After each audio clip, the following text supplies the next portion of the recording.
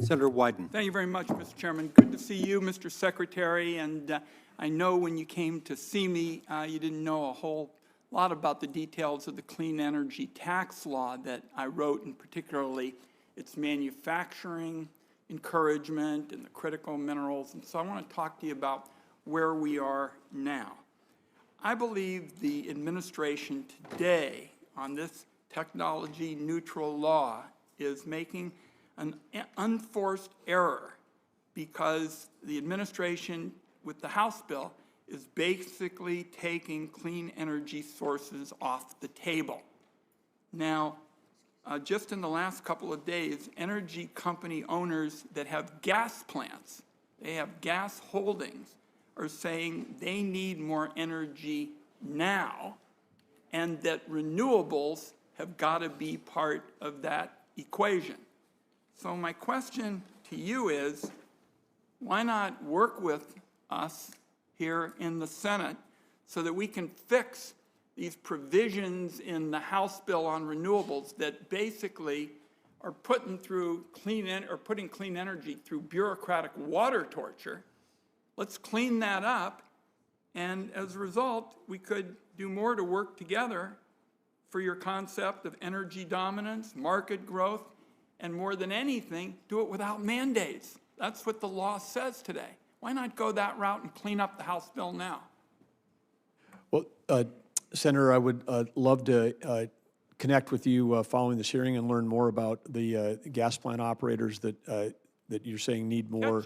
Ketchum, the head of Ketchum, who's the president's hometown utility, said, I need electrons now. Get them to me from any possible source. But renewables got to be part of it. So why can't we make that part of your agenda?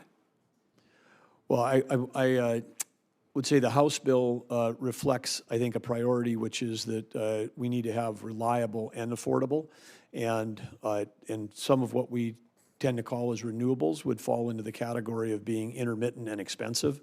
And so I think that that's been the... This is about creating choices, and my time is short. There are no mandates here.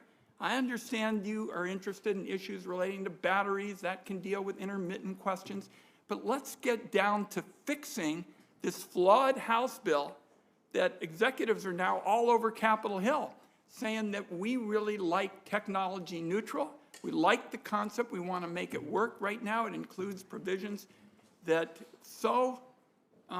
make the provisions with respect to international aspects unworkable. They call this kill the American business structure. We need to correct those kinds of provisions. I'd like you to be part of that, and we'll follow up with you.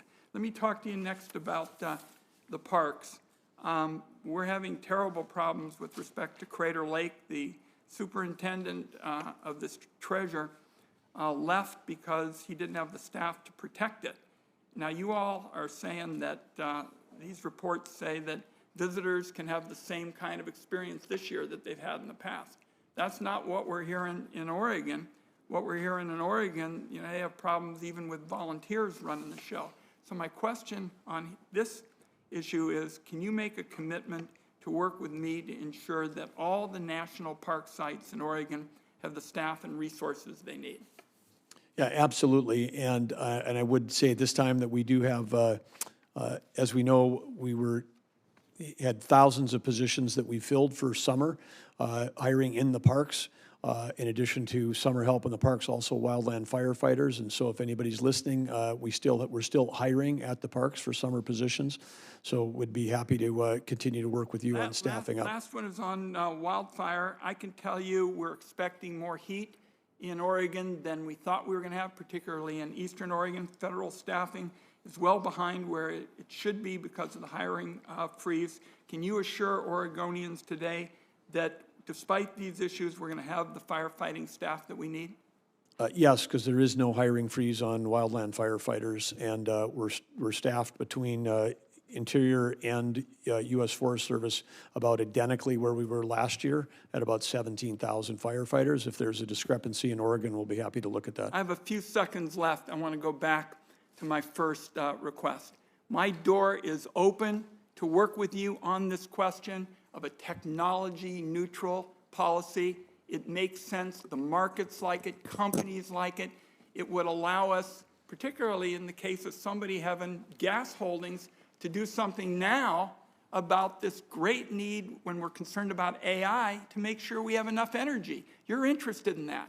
But we've got to fix the problems in the House bill because companies are telling me they are drowning in the bureaucracy and trying to figure out how it would work.